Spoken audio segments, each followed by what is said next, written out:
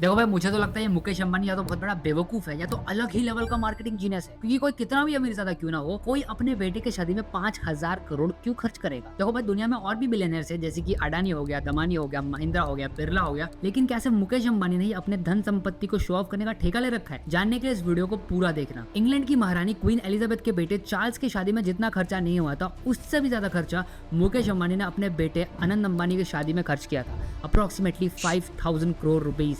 Actually वो show off नहीं करता, वो क्या करता है मुझे समझ आ गया है। इसलिए मैं मेरा पुराना स्टेटमेंट कि अंबानी बेवकूफ है वापस लेता हूँ। वो बहुत बड़ा जीनियस है और मुझे नहीं पता कि वो कौन से बाबा का चूरन खाता है जो उसका दिमाग इतना तेज चलता है। बचपन में तुमने तुम्हारे साइंस के टेक्स्ट बुक में कंसेप्ट पढ़ा होगा एनर्जी पिरामिड का, जहाँ पे एक शाकाहारी जानवर घास फूस पेड़ पौधे खाता है और एक मांसाहारी जानवर उस शाकाहारी जानवर को खाकर और बड़ा हो जाता है।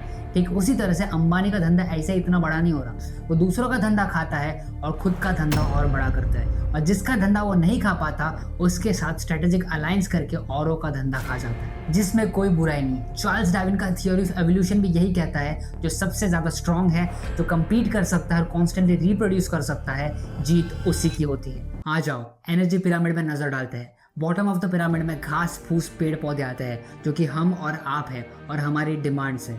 मिडिल ऑफ द पिरामिड में वो छोटे छोटे बिजनेसेस आते हैं जो आपके और हमारे डिमांड्स को पूरा कर रहा है। कोई कपड़ा बेच के, तो कोई खाना बेच के, तो कोई इंटरनेट बेच के।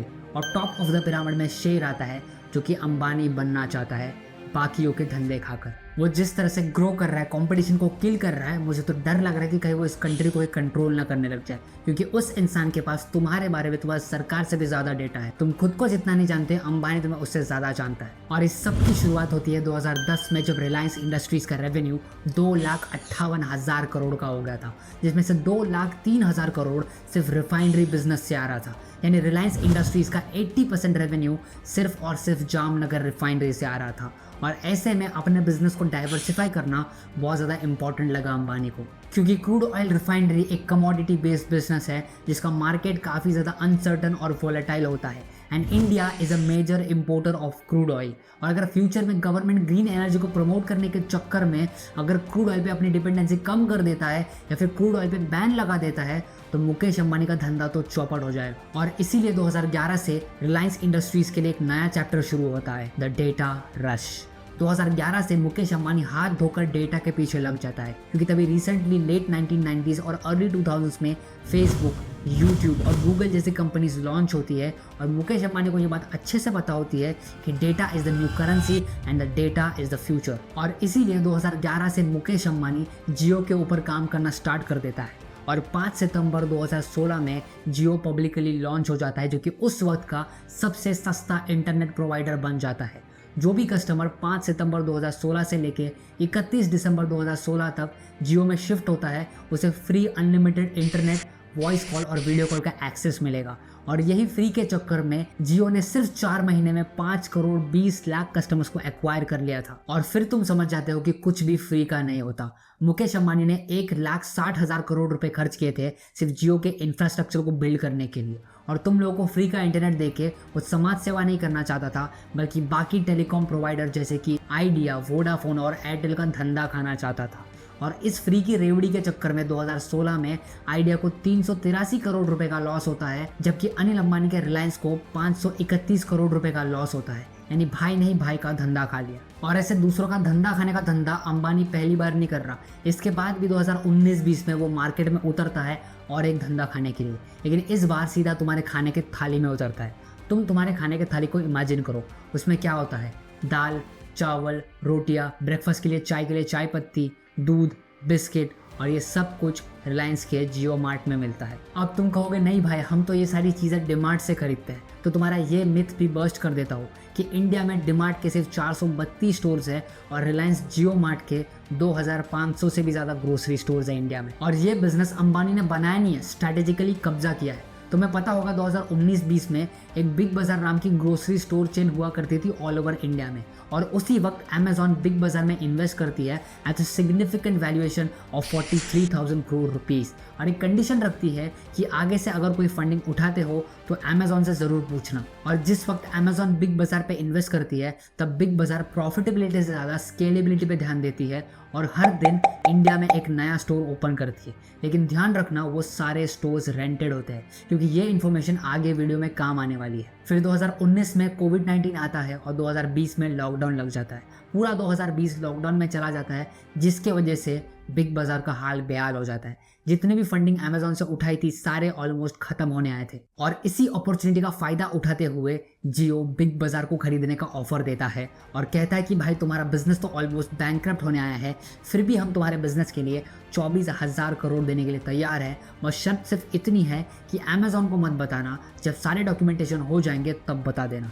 बिग बाजार को भी लगता है कि हाँ भाई, हमारी डूबी हुई कंपनी के लिए कौन ही 24,000 करोड़ देगा, तो एक काम करते हैं, 24,000 करोड़ काफ़ी अच्छी अमाउंट है, एक्वायर हो जाते हैं। सारे डॉक्यूमेंटेशन हो जाते हैं, डील ऑलमोस्ट होने ही वाली होती है कि उतने में अमेजोन को पता चल जाता है और अमेजोन कहता है कि हमसे बिना पूछे आपने डील कैसे कर ली, ये अनएथिकल है, जिसकी वजह से अमेजोन ने बिग बाजार पे केस ठोक दिया। अब बिग बाजार कहते हैं कि अमेजोन भाई ठीक है, आप ही हमें पैसे दे दो, हम रिलायंस से पैसे नहीं लेंगे। और उतने में रिलायंस वाले मुकेश अंबानी आ जाते हैं और कहते हैं कि आपकी हमारी डील तो ऑलरेडी हो चुकी है, आप अमेजोन से पैसे कैसे ले सकते हो, जिसके वजह से रिलायंस वालों ने उल्टा बिग बाजार पे केस ठोक दी। अब अमेजोन और रिलायंस दोनों ने बिग बाजार पे केस ठोक रखा है और केस चल रहा है कोर्ट में। और उतने में रिलायंस वाले अपना शातिर दिमाग लगाते हैं और उन सारे स्टोर के ओनर के पास जाते हैं जिन सारे स्टोर्स को बिग बाजार ने रेंट पे ले रखा है और उनसे कहते हैं कि देखो भाई, बिग बाजार तो ऑलमोस्ट बैंकक्रप्ट होने ही वाली है, तो तुम्हें तुम्हारा रेंट नहीं मिलने वाला। तुम एक काम करो, तुम तुम्हारे स्टोर को मुझे लीज पे दे दो, मैं तुम्हें बिग बाजार से ज़्यादा रेंट दूंगा।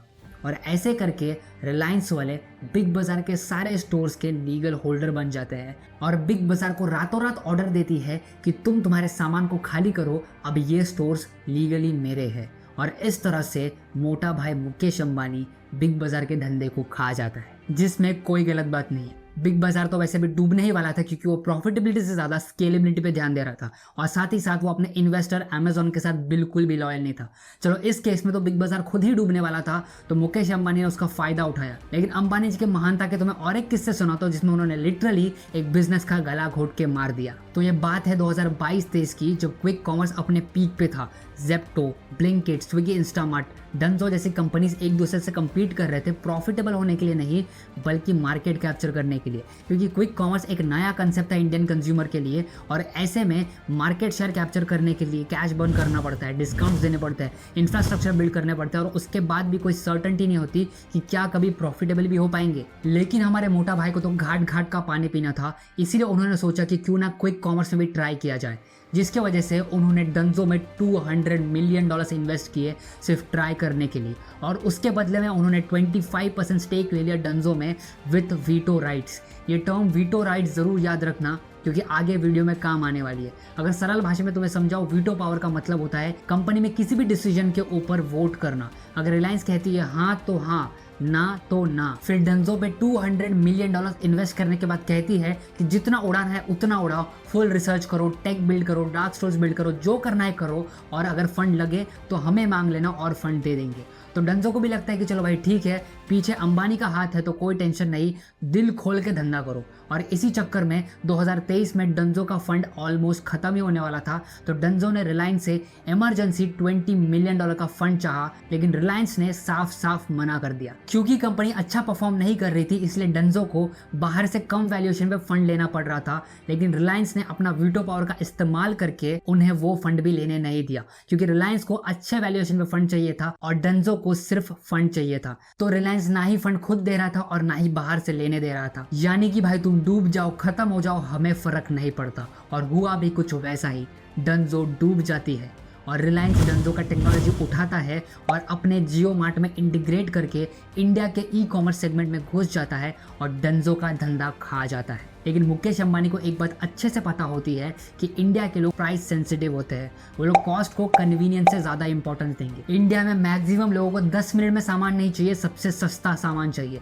तुम्हारे पड़ोस में किराने वाला चाचा 70 रुपये किलो चावल बेचते हैं और तुम्हें वही चावल डिमार्ट में 65 रुपये किलो मिलेंगे, तो तुम डिमार्ट ही जाओगे ना कि चाचा जी से लोगे। भले ही अगर तुम चाचा जी से चावल लेते हो तो तुम्हें चावल तुरंत मिल जाता है, लेकिन फिर भी तुम 5 रुपये बचाने के लिए डिमार्ट ज़रूर जाओगे। तो यहाँ तुमने कॉस्ट को ज़्यादा इंपॉर्टेंस दिया कन्वीनियंस से। तो रिलायंस ने भी जियो मार्ट पे सेम स्ट्रैटेजी अप्लाई किया। उन्होंने 10 मिनट में सामान पहुँचाने को अपना एजेंडा बनाया ही नहीं, वो कहते हैं कि हम तुम्हें 10 मिनट की जगह पे 1 घंटे लग सकते हैं, 2 घंटे लग सकते हैं, 4 घंटे लग सकते हैं, लेकिन तुम्हें सबसे सस्ता सामान पहुंचाएंगे। और ऐसा जियो मार्ट वालों ने क्यों किया? क्योंकि क्विक कॉमर्स में कैसा होता है, जब तुम कोई ऑर्डर प्लेस करते हो तो डार्क स्टोर के बाहर एक डिलीवरी पार्टनर ऑलरेडी खड़ा होता है। स्टोर अटेंडेंट सामान को पैक करता है और डिलीवरी पार्टनर के हाथ में रख देता है, और वो डिलीवरी पार्टनर जल्दी से निकल भी जाता है क्योंकि उसे 10 मिनट में पहुंचना भी तो है। तो अगर एक बंदा एक पार्सल लेकर अगर निकलता है तो उसका डिलीवरी कॉस्ट भी तो बढ़ जाता है, जो कि कभी कभी अप्रॉक्सीमेटली 150 से 200 रुपये भी हो जाते हैं। तो जियो मार्ट वाले क्या करते हैं, अगर कोई ऑर्डर आती है तो वो लोग वेट करते हैं, और अगर उसी रूट में कोई और ऑर्डर आ जाए तो वो लोग एक साथ सारे ऑर्डर्स को लेकर निकल जाते हैं, जिसके वजह से डिलीवरी कॉस्ट काफ़ी ज़्यादा कम हो जाती है। जहाँ एक डिलीवरी पार्टनर एक प्रोडक्ट लेकर निकलता था, अब एक डिलीवरी पार्टनर मल्टीपल प्रोडक्ट्स लेकर निकलता है, जिसकी वजह से जहाँ डिलीवरी कॉस्ट पहले 150 से 200 रुपये लगते थे, अब सिर्फ 30 से 50 रुपये लगेंगे, जिसकी वजह से बिजनेस में प्रॉफिटेबिलिटी मेंटेन रहती है, कैश बर्न नहीं होता, और जो कॉस्ट बेनिफिट मिलता है वो कस्टमर को आगे ट्रांसफर कर दिया जाता है, जिसकी वजह से कस्टमर्स को तो सेम डे डिलीवरी मिलती है, but with much lesser price than other quick commerce brands.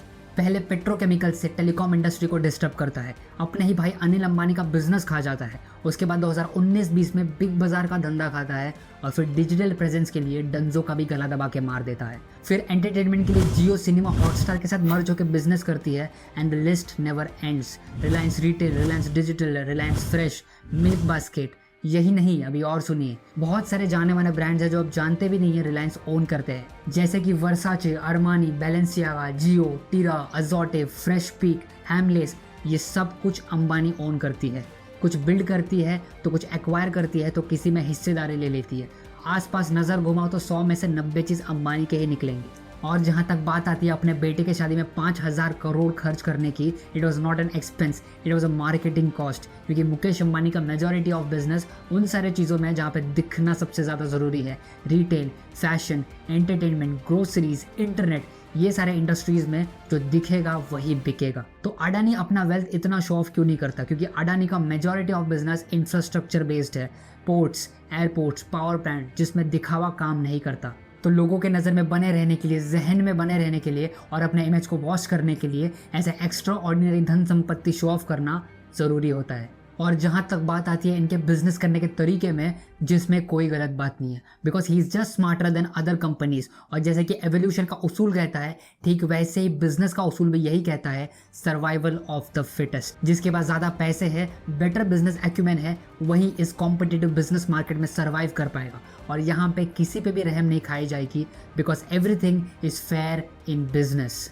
तो हेलो गाइस, अगर आपने इस वीडियो को एंड तक देखा है तो तहे दिल से आपका शुक्रिया अदा करता हूँ, क्योंकि ये मेरा पहला डॉक्यूमेंट्री टाइप वीडियो था, और एक डॉक्यूमेंट्री टाइप वीडियो बनाने के लिए काफ़ी ज़्यादा टाइम और एफर्ट्स पुट ऑन करना पड़ता है।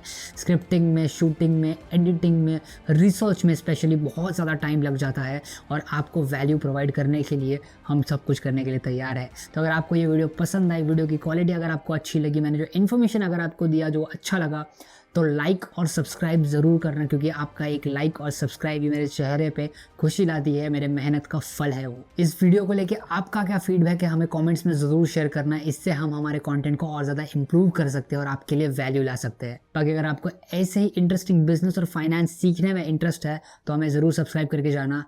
Bye bye.